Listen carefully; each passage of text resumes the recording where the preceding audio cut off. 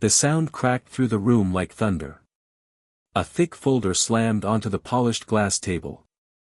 The echo bounced off the walls and rolled through the boardroom like a warning. Papers shook. Pens rattled. Several directors flinched. The air changed. Heavy. Electric. Dangerous. Samara Voss did not raise her voice. She did not have to. Her presence alone carried the threat of truth. She stood tall beside the boardroom table. Her dark suit was crisp. Her expression was carved from calm stone. "There it is," she said. "The truth you have all been waiting for." Eveline Brandt's fingers tightened on the arms of her chair. Her shoulders went rigid. Her eyes locked on the folder with a fear she tried and failed to hide. Her voice shook when she finally managed to speak. "What is this supposed to be?" she demanded. "Some kind of theatrical performance?" Samara slid a single sheet of paper toward her with the slow precision of a blade being revealed. "This is the evidence of your actions. Every lie. Every forged document. Every unlawful request you made to destroy your daughter-in-law." The room fell still. One director's mouth fell open slightly. Another leaned forward in disbelief. A man near the center of the table said in a low voice, "Destroy her." "What does that mean?" Samara answered without looking away from Eveline.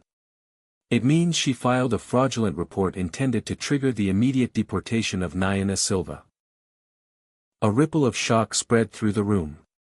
Someone gasped. Someone else whispered, "Deport. That is serious." Eveline let out a brittle laugh. It rattled in the air like broken glass. "This is nonsense. Obviously fabricated. She brought in some aggressive lawyer to stage a coup. We all know how women like her operate." Samara's eyes sharpened.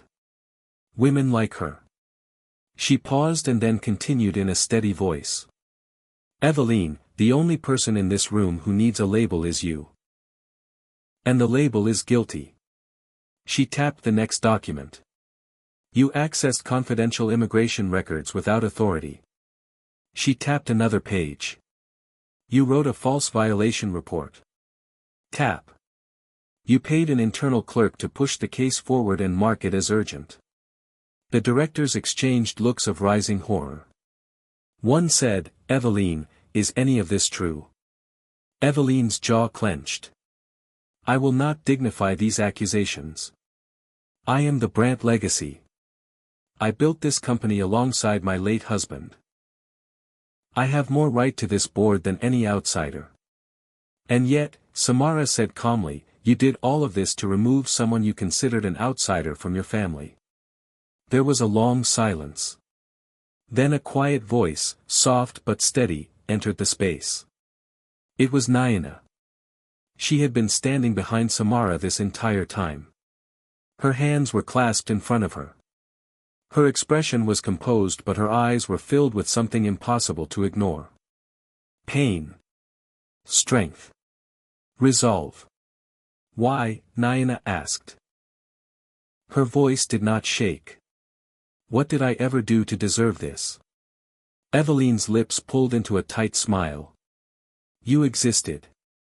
Nayana inhaled slowly. Her fingers trembled for a moment before she steadied them. "I married your son. I gave you a grandson. I tried to show nothing but respect. Why would you try to ruin me?" "Because you do not belong here," Eveline snapped. "This family. This company.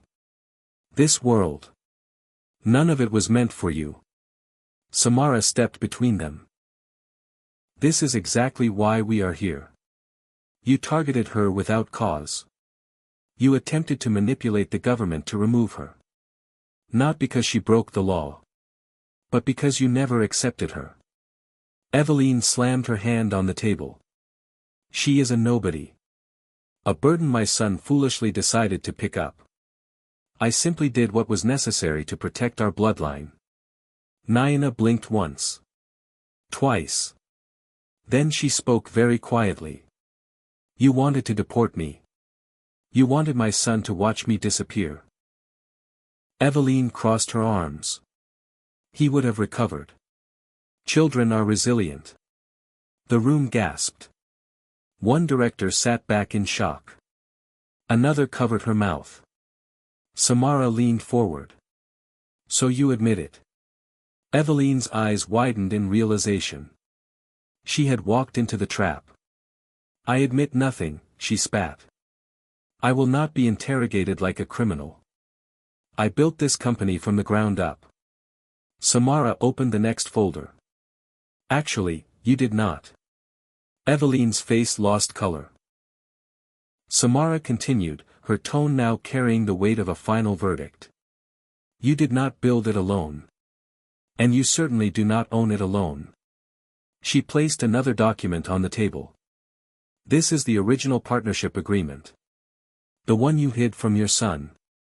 And more importantly, the one you hid from this board. A murmur spread across the directors like a fast-moving wave.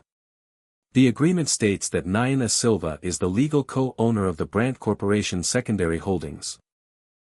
Her contributions in community development and brand expansion efforts qualify her for equal ownership according to Contract Clause 8. That means she owns half of what you have built your entire life around. Eveline stared as if the room had tilted beneath her. One of you forged this, she whispered. You had to. She could never. Samara smiled faintly.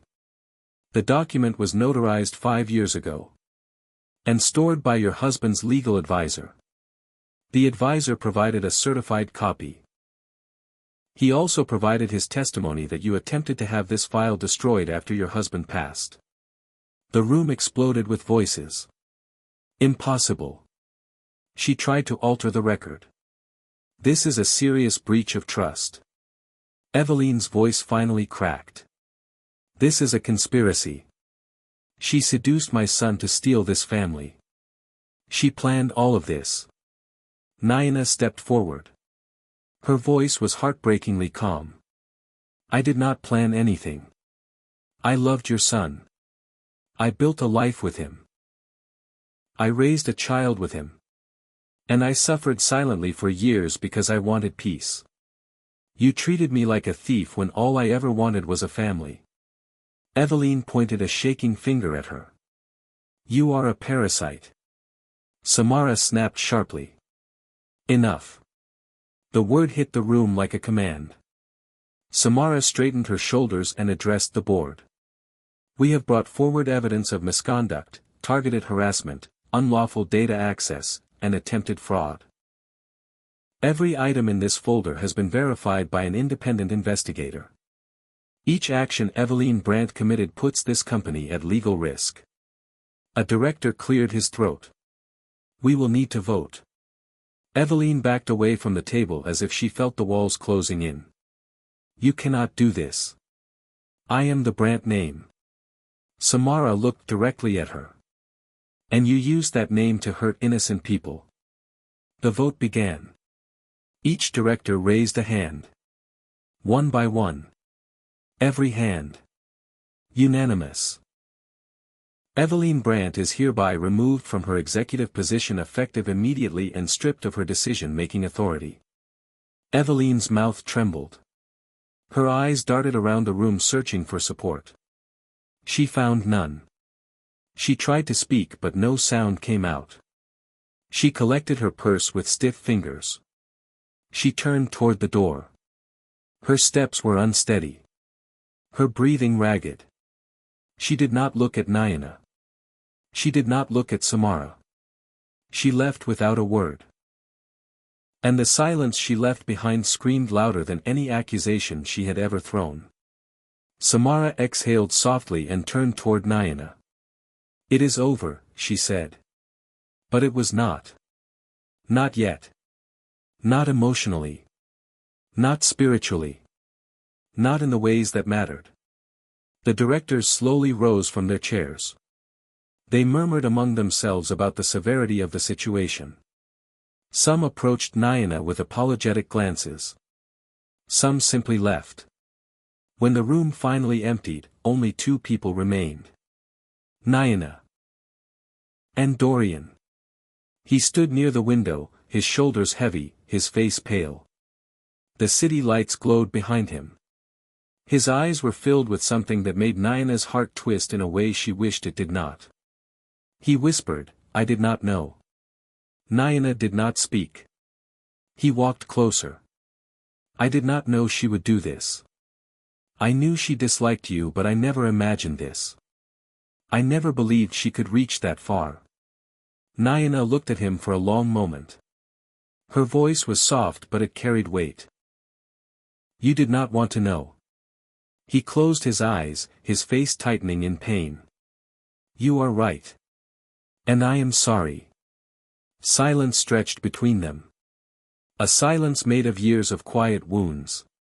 If you are watching this and you believe in the strength of people who stand back up after life tries to destroy them, the narrator says gently, go ahead and subscribe to this channel.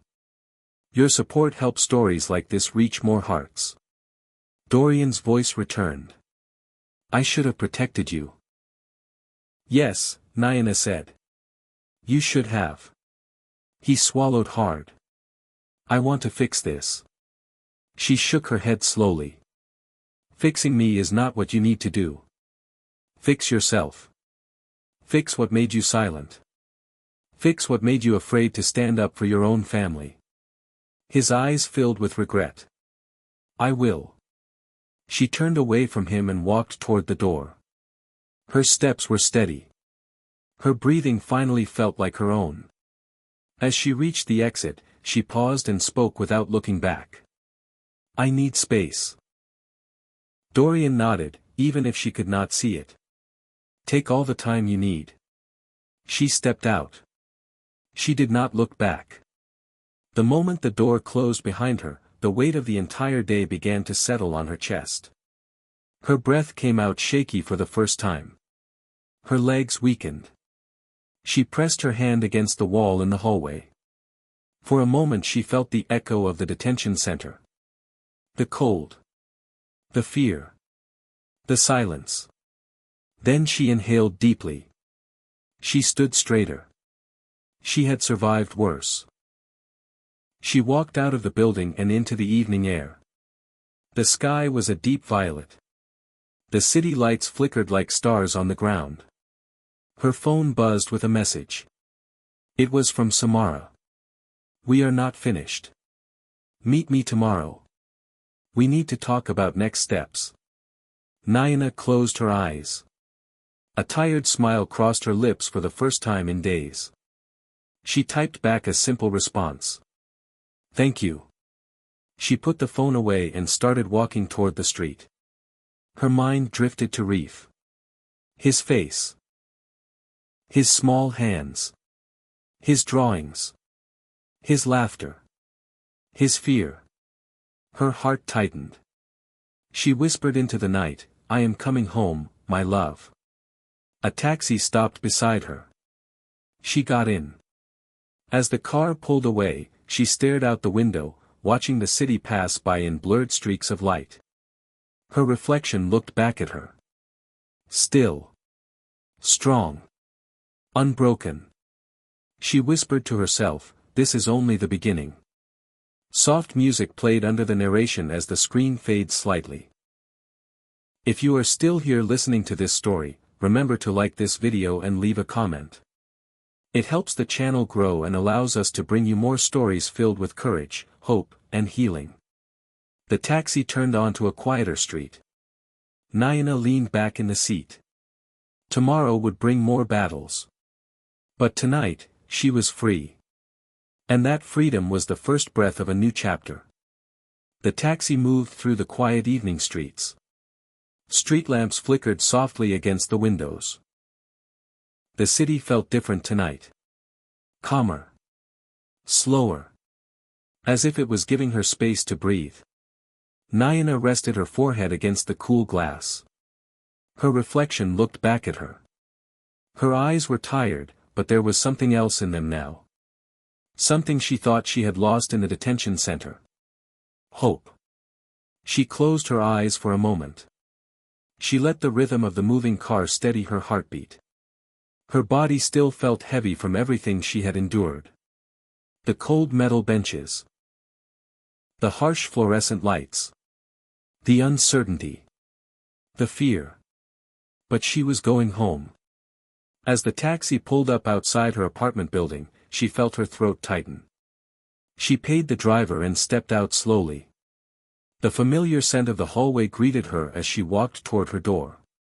Her hand trembled slightly as she unlocked it. The moment she stepped inside, she heard quiet footsteps. Then a small voice. "Mom." Her breath caught. Reef ran out from the hallway wearing pajamas covered in tiny stars. He threw himself against her with the force only a child could give. She dropped to her knees and hugged him tightly. She buried her face in his hair. "I missed you," he whispered. She held him closer. "I missed you more than anything." He pulled back and touched her face with both hands. His eyes were wide. Worried. Searching. "Where did you go?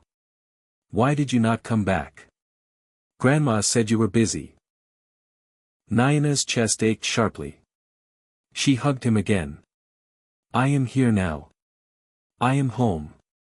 He pressed his cheek against her shoulder. "I thought you forgot me." "Never," she said. "Never in my life." They stayed on the floor for a long time. Just holding each other. Breathing. Existing in the same space again. When she finally tucked him into bed, he asked quietly, "Can you stay with me until I sleep?"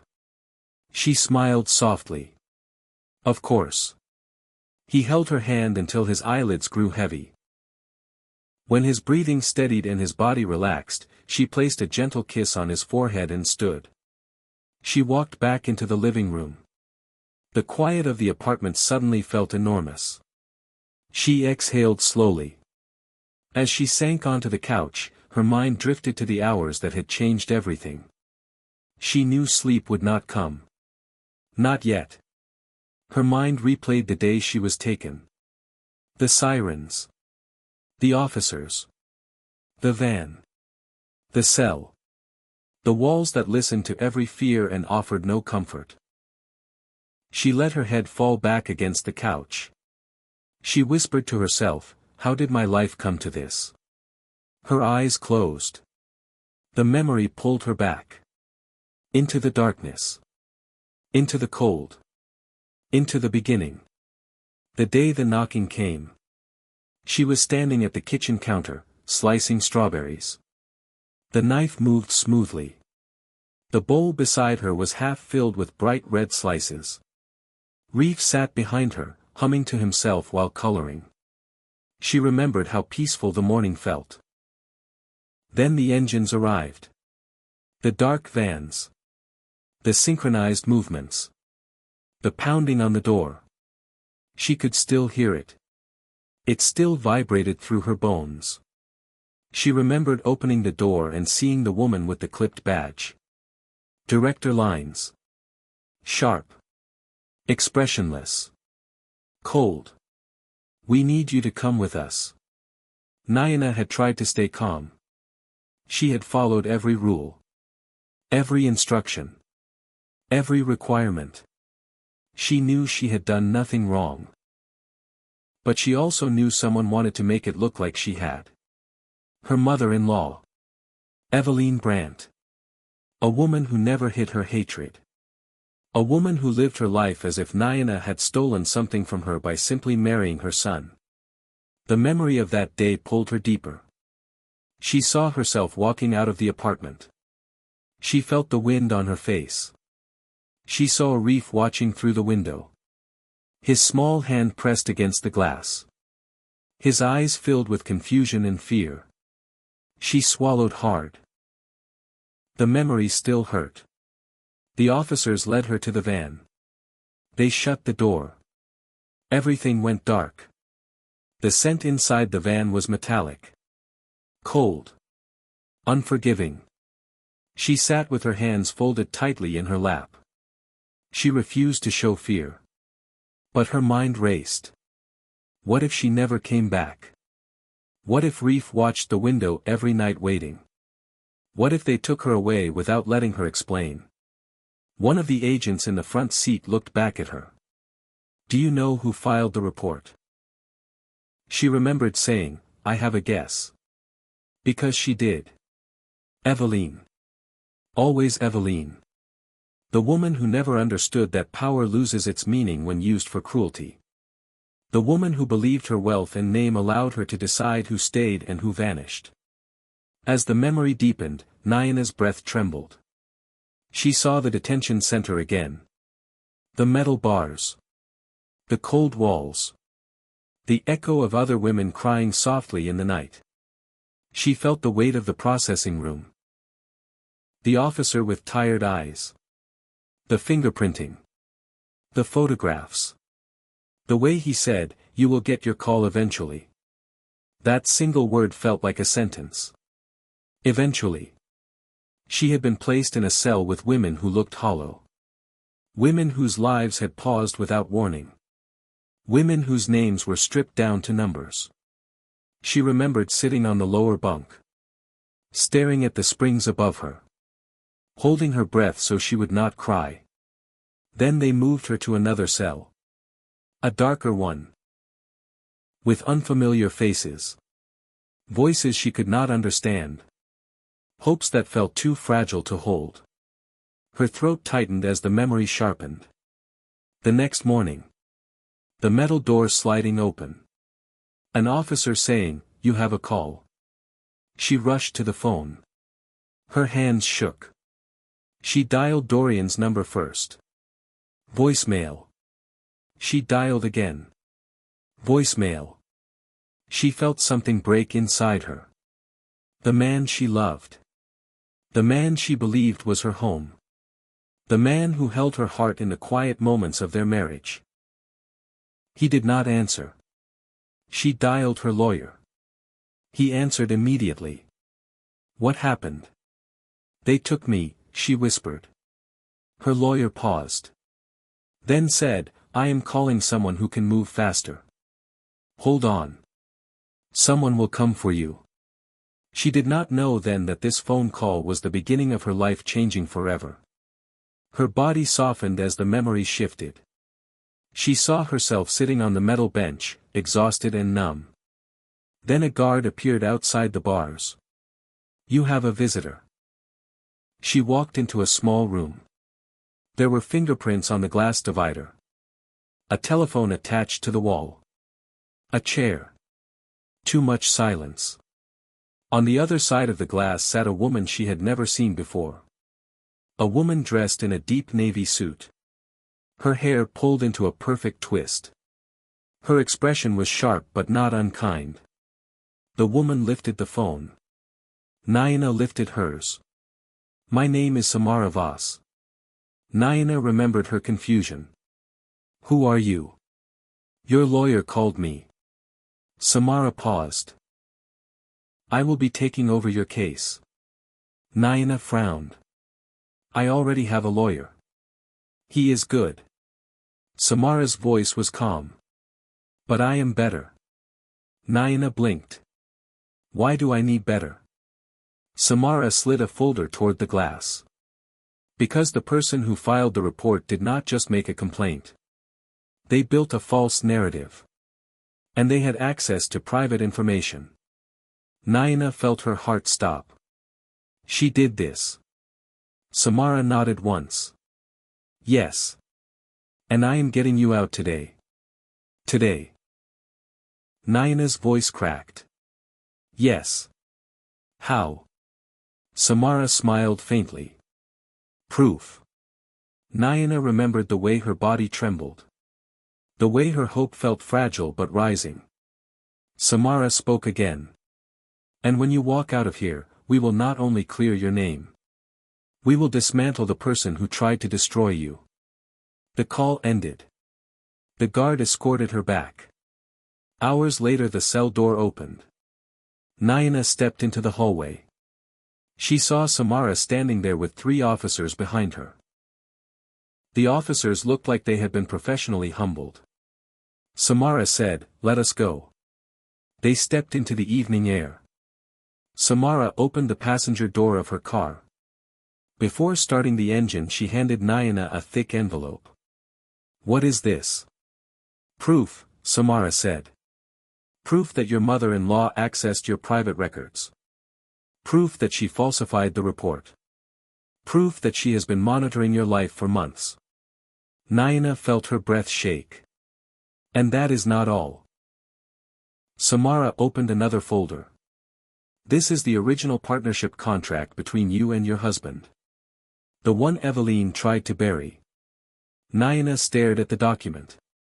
"Partnership. You are legally entitled to half of the Brandt Corporation's secondary holdings. Half. Half of a company worth hundreds of millions."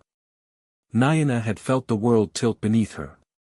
She whispered, "Why would she hide this?" Samara answered with quiet certainty. "Because she feared you." A long silence followed. Nayana saw the memory fade. She opened her eyes. She was back in her dark apartment. The quiet hum of the refrigerator was the only sound. She wiped a tear from her cheek. She whispered, "I survived." A soft knock came from her son's bedroom. "Mom," Reef said sleepily.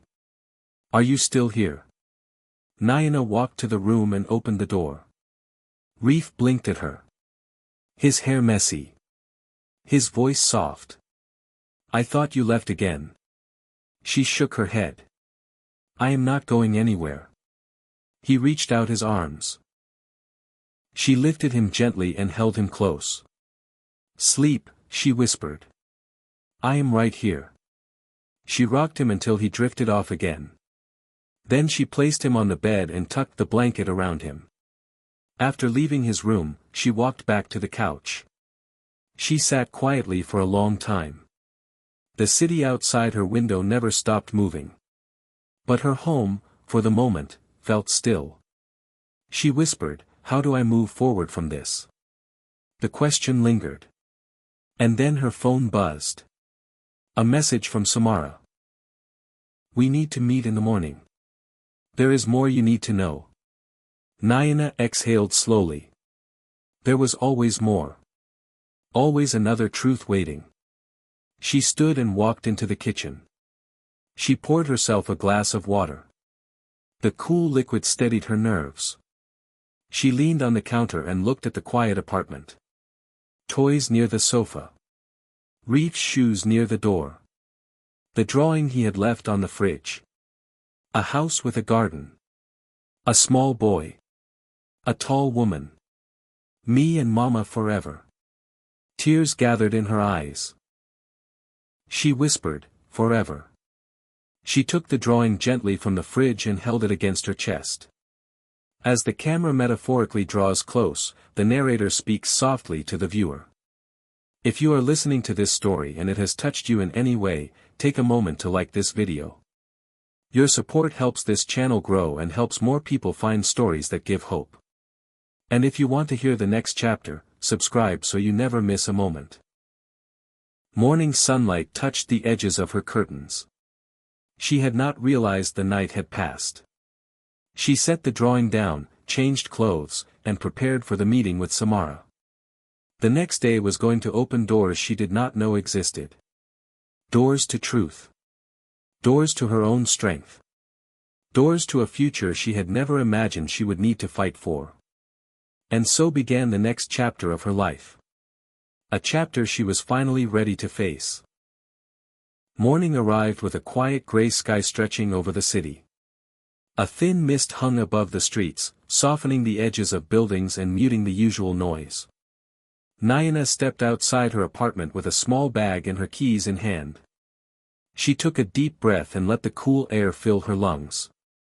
Reef was with the neighbor for the morning. He had hugged her tightly before she left. She promised she would be back soon. For the first time in days, he had smiled without fear. She walked toward the bus stop with a strange mix of exhaustion and determination. Everything inside her felt heavy, yet awake. The meeting with Samara tugged at her thoughts. The way the lawyer said, "There is more you need to know." That sentence lingered like an unsolved puzzle. She boarded the bus and chose a window seat. The city passed by in a blur of colors. People walking fast. Coffee in hand. Phones in hand. Life happening around her, unaware of the storm she had survived. She closed her eyes. She heard the pounding on her door again. The officers. The cold handcuffs they threatened. The silent ride to the detention center. The memories still clung to her skin. She opened her eyes and forced her thoughts forward. She had survived that. She was out. She was moving toward justice. Toward truth. The bus slowed near the large glass building where Samara had arranged the meeting. Brant Tower stood tall and imposing, but today it no longer felt like it was watching her. It felt smaller somehow. Less powerful. She stepped off the bus and walked through the large rotating doors. The lobby was polished and gleaming. A receptionist greeted her with a polite nod, the kind she never received before. "Good morning. Are you here for Attorney Voss?" "Yes. She is expecting you. You may go up." The elevator doors opened with a soft chime. Nayana pressed the button for the 22nd floor and watched the numbers climb.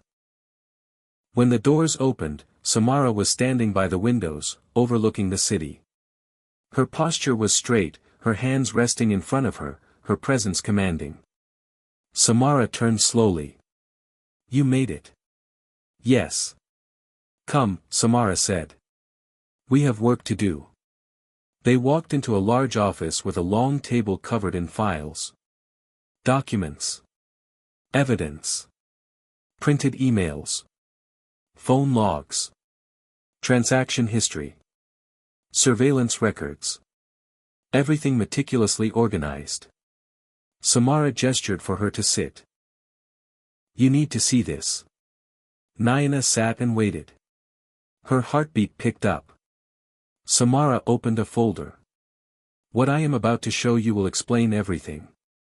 It will explain why your life became a target. It will explain how deep your mother-in-law went. And it will explain the truth behind your marriage contract." Nayana steadied her breath. "I am ready." Samara placed a document in front of her. "Let us start with the surveillance." Nayana read the first line. Email logs accessed without authorization. Calendar entries monitored. Location tracking request submitted. Financial data reviewed. She looked up, startled. "How long has she been watching me?" Samara answered calmly. 17 months. Nayana felt her stomach drop. 17 months. Yes. That is almost 2 years. Yes. Why? Samara leaned back slightly. "Because Eveline feared you would find out." "Find out what?" "That you own half of the company." Nayana stared blankly. She swallowed slowly. "That still does not make sense. Why would she hide something like this? Why would she do all of this just because of ownership?" Samara opened another folder.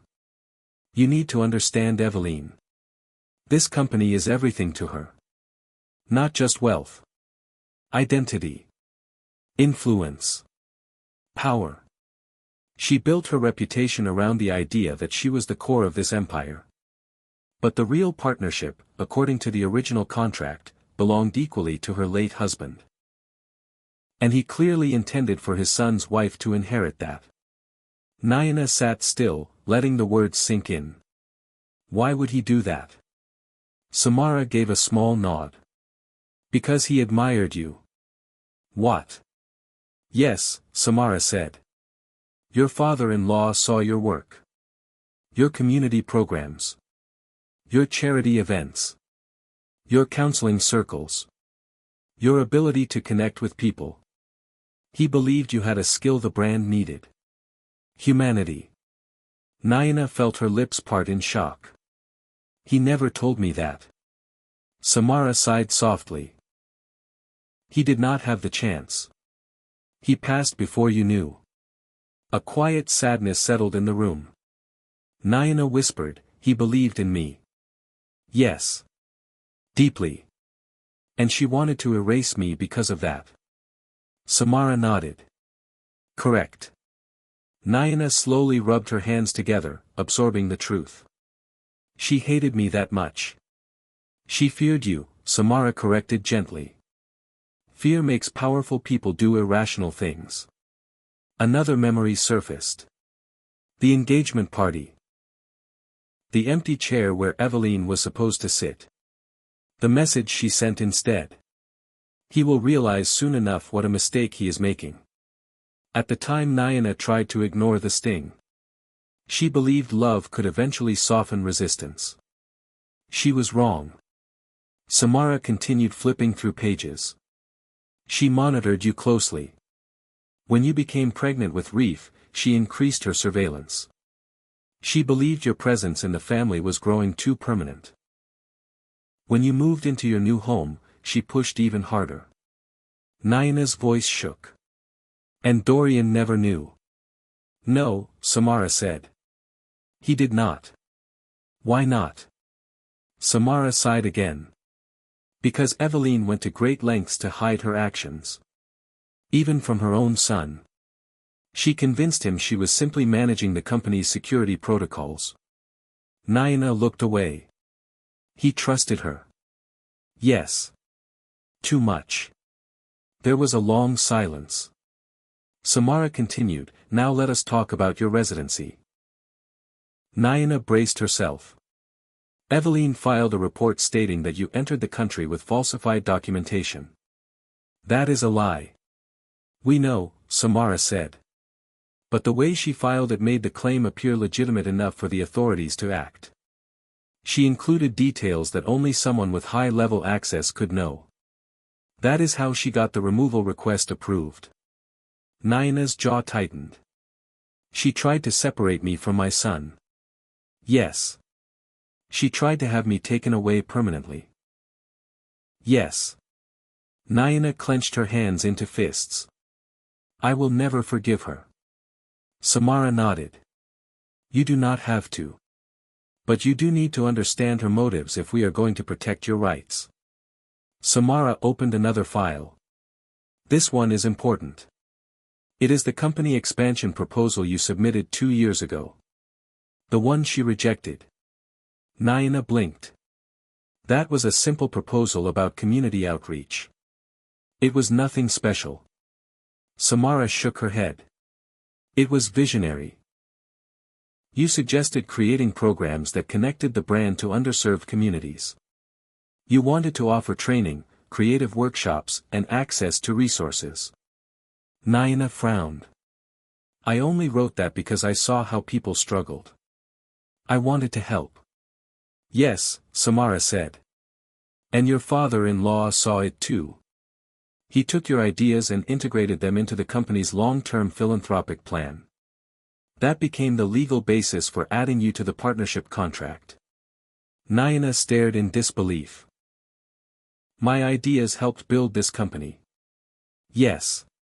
And Eveline treated me like I was a burden. Yes. She treated me like a threat. Yes. Nayana's eyes slowly widened with clarity. I was a threat. Not because of who I was. But because of what I could become. Samara nodded firmly. Exactly. A quiet strength grew inside Nayana. It spread through her chest. Through her spine. Through her breath. She finally understood. Eveline did not want to deport her out of hatred. She wanted to deport her out of fear. Her fear of losing control. Her fear of losing power. Her fear of losing the empire she protected with sharp claws. Samara continued, now let us talk about your marriage. Nayana straightened. This will be difficult, Samara warned. But you need to hear it. Nayana nodded slowly. I am listening. There were 2 versions of the marriage contract. Naina frowned. 2. Yes. The one you signed. And the one your husband signed. What do you mean? Samara pointed at 2 printed sheets. This is your copy. And this is his. They are different. Naina stared at the documents. How? Your copy included a clause about shared assets and mutual partnership. His copy did not. Eveline removed that clause from his version to make it look like you had no rights to the family estate. Naina felt her throat tighten. She tricked both of us. Yes. And she planned to use that discrepancy in the event of a divorce or separation. She intended to leave you with nothing. Naina swallowed hard. She never wanted me in this family. No, Samara said softly. But your husband did. Naina closed her eyes. And he trusted her more. Samara did not answer. Her silence said enough. Naina opened her eyes slowly. So what now? Samara leaned forward. Now we protect what is yours. Now we build your case. Now we expose everything. Naina took a deep breath. I want to do it. Good, Samara said. You will need strength. But you have more of it than you realize. Naina exhaled. Thank you for standing with me. Samara said, I stand where justice stands. A small smile formed on Naina's lips. Samara gathered the papers and placed them neatly into a leather folder. Let us talk about the next steps. Naina nodded. We are filing charges for unlawful access to private records. Fraudulent filing of government documentation. Attempted forced removal. Contract manipulation. And defamation. That is a lot. Yes, Samara replied. Because she committed a lot. Naina's voice was quiet. Will she go to jail? That depends, Samara said. At minimum she will face fines and loss of reputation. At maximum she will receive jail time. Naina exhaled slowly. I do not know how to feel about that. You do not need to know. You just need to heal. There was a soft knock on the door. A young assistant peeked in. Attorney Voss. Your meeting with the corporate auditors is in 20 minutes. Tell them I will be there. The assistant nodded and closed the door. Samara turned back to Naina. There is something else. Something sensitive. Naina's stomach tightened. What is it? Samara said, your husband asked to speak with you. He wants a chance to explain everything. Naina looked down at her hands. I do not know if I want to hear him. I understand, Samara said. But sometimes closure needs a voice. Naina remained silent for a long moment. Finally she said, let him speak. But not today. Samara nodded. When you are ready. Naina stood slowly. Thank you so much for helping me. Samara walked her to the door. This is far from over. But today you took back your power. Do not forget that. Naina nodded and walked toward the elevator.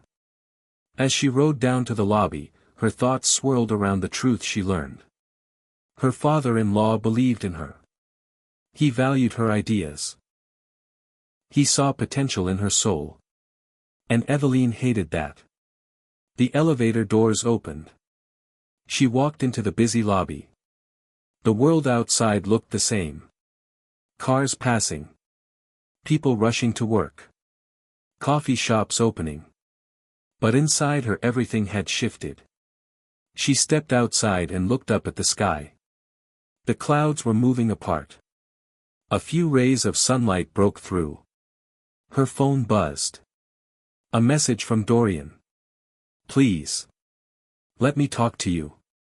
She stared at the screen for several seconds. She typed only one word. Later. Then she put her phone in her pocket and walked toward the street. She felt taller somehow. Lighter. Stronger. Each step carried new meaning. She whispered to herself, I am not afraid anymore. A soft narrator voice gently addresses the viewer in the moment. If this story is holding your heart the way it is meant to, take a moment to like this video. Your support keeps stories like this alive. Subscribe to the channel so you never miss the next chapter. Nayana continued walking, her steps steady. Her journey was far from over. But for the first time, the path ahead felt like it belonged to her. Not to Eveline. Not to fear. Not to silence. To her. And that was enough to keep going. The afternoon sun stretched across the city like a warm gold blanket. It softened the tops of buildings and cast long shadows along the sidewalk as Nayana walked home after her meeting. She held her bag close and breathed in slowly. The weight on her shoulders felt different now. Not gone. Not forgotten. But lighter. As if the truth had finally loosened its grip on her. She reached her apartment door and unlocked it quietly. Reef was sitting on the living room carpet surrounded by toy cars, making soft engine noises. When he looked up and saw her, his entire face lit up. You are back, he said, jumping to his feet. She opened her arms and he ran straight into them. She lifted him gently and pressed her cheek to the top of his head. I told you I would come back, she whispered. Did you go to work? He asked. She smiled. Something like that. He pulled back and studied her face with the intense curiosity only a child could carry. Are you sad today?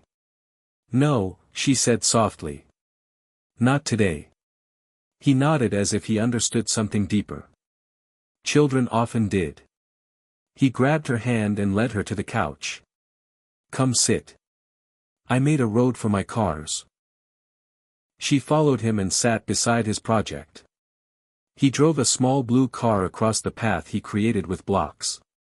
This one is yours, he said, handing her a small red car. She moved it slowly along the little road. Where is it going? He shrugged. Wherever it wants. She felt her heart swell. That sounds perfect. They played for almost 20 minutes before Reef yawned and climbed into her lap. Are you tired? She asked. He nodded. Can I sleep on you? Yes, baby. Come here. He curled against her. She stroked his hair gently until his breathing slowed and his eyes closed. She watched him for a long moment. The rise and fall of his chest. His little hand resting on her arm. The softness of his lashes against his cheek. This was the reason she fought. The reason she endured. The reason she survived. When he finally slept, she carefully carried him to his bedroom and tucked him beneath his blanket. She kissed his forehead and lingered there a moment longer. I will keep you safe, she whispered.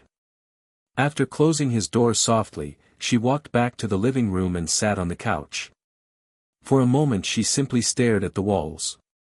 Everything she learned today settled into her bones. 17 months of surveillance.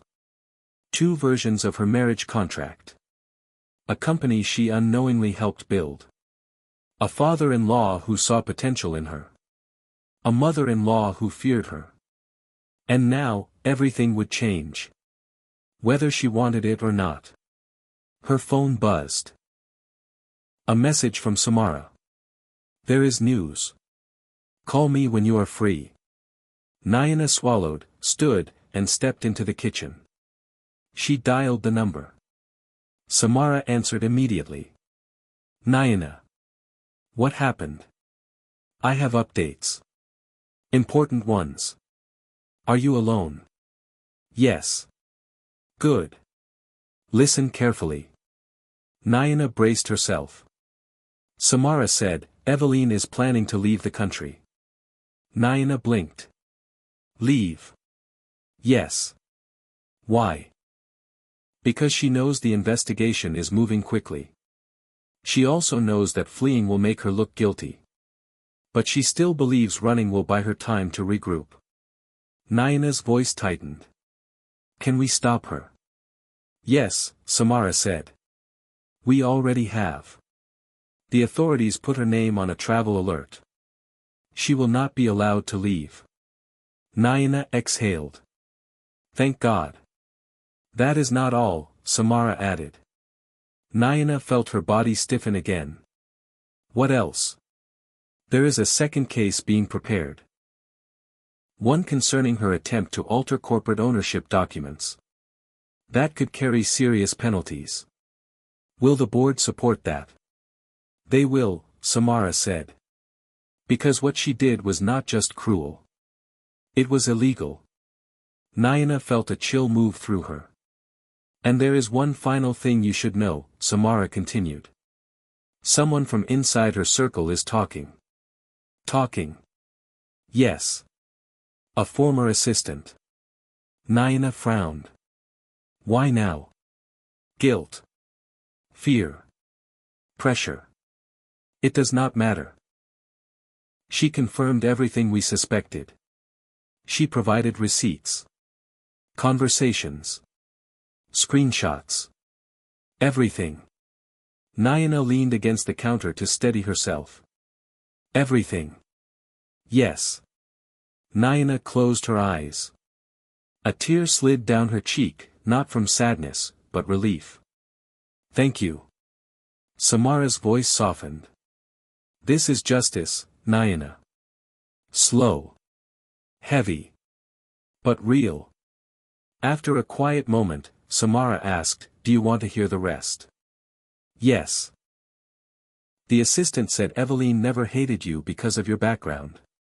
She hated you because your husband changed when he met you. Naina's breath caught. Changed how? He became independent. Stronger. More confident. He made decisions without consulting her.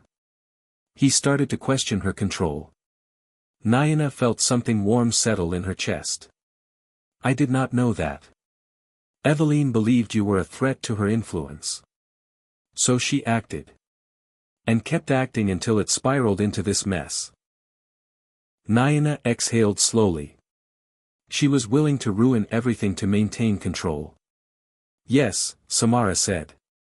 People like her do not realize they destroy themselves in the process. They sat in silence on the phone for a moment. Naina, Samara said gently. There is something else. Something personal. Naina hesitated. What is it? It concerns your husband. Naina waited. Samara continued, he has been requesting to speak with you again. He is worried. Naina pressed her lips together. I know. He wants to explain everything, Samara said. But you do not have to listen if you are not ready. Naina rubbed her forehead. Part of me wants to hear him. Part of me does not. That is natural, Samara said. Trauma and love often sit in the same room. Naina chuckled softly despite herself. You are very wise. I have seen many human battles, Samara replied. Yours is one of the hardest. But you are winning. Naina's eyes softened. Thank you for everything. We are not finished yet, Samara said. But rest tonight. You need it. Good night. Good night. Naina ended the call and placed the phone on the counter. She leaned her elbows on the smooth surface and stared at the tiles beneath her feet. Then she heard a soft sound behind her. She turned. Dorian stood at the partially open door. She froze. His voice was quiet. The neighbor let me in. She said you were home. Naina blinked slowly. Why are you here? He stepped inside and closed the door behind him. His shoulders sagged slightly. He looked tired. Worn. Defeated. I needed to see you. I told you we would talk later. I know, he said. But later felt too far away. She crossed her arms gently. What do you want to say? Dorian took a deep breath. I am sorry. She did not respond. He continued. I am sorry I did not protect you. I am sorry I let my mother's voice be louder than mine. I am sorry I did not see the signs. I am sorry you suffered because of me. Naina looked away. It was not only your mother. I know, he whispered. It was me too. The room fell quiet. Dorian swallowed hard. I started therapy. She looked at him sharply. Therapy. Yes. I needed to understand why I let her control me. Why I froze when you needed me most. Why I chose silence over truth. Naina rubbed her fingers together. And did you find an answer? Yes, he said. I did. She waited. Dorian continued slowly. I was raised to believe my mother's approval was everything. That her authority meant stability. That her decisions were law. She shaped me. Controlled me. Guided me. Sometimes in ways that felt normal. Other times in ways that felt wrong. But I never questioned her, because I feared losing her. Naina felt a familiar ache inside her. And where did that leave us? In the shadows, he whispered. I put you there without meaning to. But I did. She nodded slowly. You did. He stepped forward slightly. I want to be better. Naina held up her hand. Do not say that unless you mean it. He stopped. I do.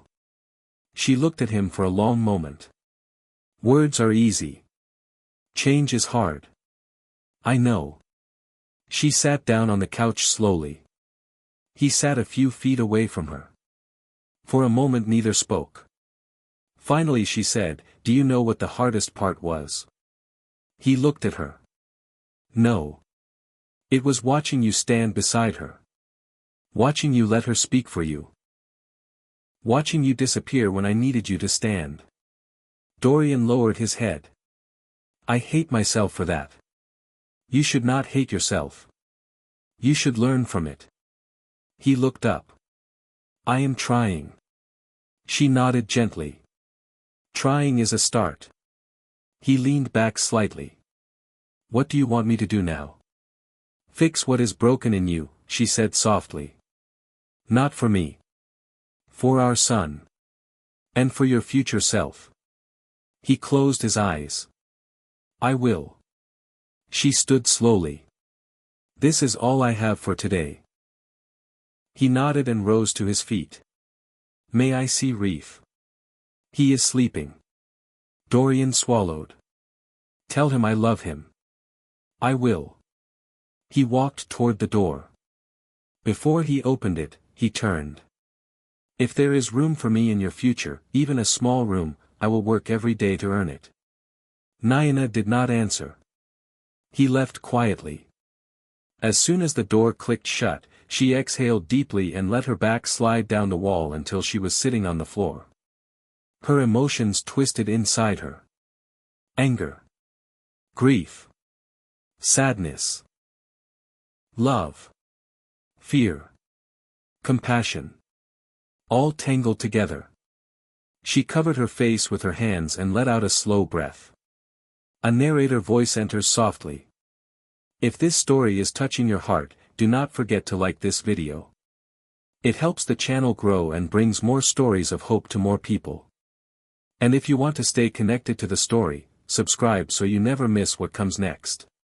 The next morning arrived quietly. Soft sunlight spilled into the apartment. Birds chirped faintly outside. Reef ran into the living room holding a toy in each hand. Mom. Let us go to the park today. She smiled. Yes. We can go. His face lit up brightly. After breakfast they dressed warmly and walked down the street toward the park. Trees lined the path. The air was crisp. Children laughed in the distance. The world felt gentle for the first time in days. Reef pointed at a patch of flowers. Look. They are opening. Yes, she said. They are. They reached the park entrance. Reef ran ahead toward the swings. She followed slowly, breathing in the morning air. She sat on a bench and watched him play. He laughed and climbed and ran in circles. She smiled softly. She felt someone sit beside her. She turned. It was Dorian. She inhaled slowly. You came. I wanted to see him, he said. But I will leave if you want me to. She shook her head. It is fine. They watched Reef together. His little legs pumping on the swing. His hair bouncing in the sunlight. He is strong, Dorian said quietly. Yes, she replied. He is. Dorian looked at her. He gets that from you. She did not answer. After several minutes, Reef ran over and hugged his father. Daddy. Dorian lifted him easily. I missed you. Reef giggled. Push me. Higher. Dorian placed him back on the swing and pushed gently. Naina watched. She felt her heart soften just a little. Dorian was trying. For the first time, he was trying without being told to. When Reef ran off again, Dorian walked back to her. He said quietly, I want to help you. Whatever you decide to do next. I want to be there. She looked at him. I am not ready for reconciliation. I know. But I am ready for peace. He nodded. I will give you whatever time you need. She stood and dusted off her hands. Good. Later that afternoon she received a message from Samara. Tomorrow is the board's reform meeting. You must attend. The next day, she entered the boardroom once again. This time the atmosphere was respectful. The directors greeted her politely. Samara stood at the head of the table. We are here today to discuss the future of Brandt Corporation. A director stood. We would like to formally acknowledge Naina Silva as co-owner and invite her input on the company restructuring. Naina felt emotion rise in her throat. Thank you, she said softly. The meeting lasted hours. They discussed new policies, employee welfare, ethical practices, community programs, and future expansion. Naina spoke with clarity and purpose. Every board member listened. When the meeting ended, Samara walked her to the hallway. You were incredible, Samara said. Thank you, Naina replied. You know, Samara added with a small smile, your ideas are not just valuable. They are revolutionary. Naina laughed softly. I am just trying to make things better. And that, Samara said, is what makes you powerful. Naina left the building with a renewed spirit. Weeks passed. Then months. She invested part of her shares into her dream project. A studio for healing. For women. For mothers. For people like her. People who needed a safe place to breathe. She called it Root and Rise. The doors opened on a spring morning. A group of women entered the space with curious eyes and cautious smiles. Some carried babies. Some carried pain. Some carried hope. Naina greeted each of them warmly. This place is for all of us, she said. The studio grew quickly. Classes filled. Support circles formed. Lives began to transform. People connected. Shared stories. Built community. One afternoon, during a financial workshop for single mothers, Reef ran into the room holding a small potted plant. Mom, he said excitedly. Look. It grew. She knelt down. The small plant had sprouted new leaves. It is beautiful, she whispered. It is ours, Reef said proudly. Our reminder. She kissed his cheek. Yes. Our reminder. Later that week, Dorian visited the studio. He carried a box of supplies and placed them on the counter. "This is for the business grant fund," he said. "I sold more shares." She looked at him gently. "You did not have to do that." "I wanted to," he said. "This is important." She nodded softly. They stepped into the garden behind the studio. The sapling they planted months ago was taller now. Small branches stretched toward the sun. Dorian looked at the plant. "It is growing fast." "Yes," she whispered.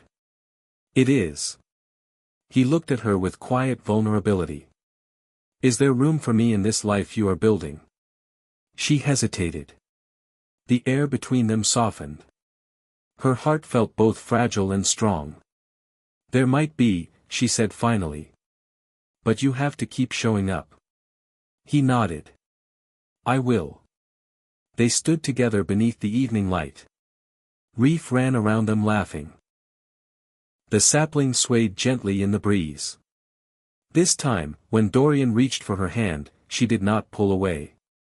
Not because she needed him, but because she had grown enough to choose differently. She looked at the garden. At the people she helped. At the life she rebuilt. She whispered, "We do not break. We rebuild." If this story touched your heart, take a moment to like this video. Share it with someone who needs strength. And subscribe to the channel so you never miss the next story of courage, healing, and hope. The camera metaphorically pulls away from the garden. The sapling stands tall. The studio glows warmly. A woman who survived everything finally stands in the life she created for herself.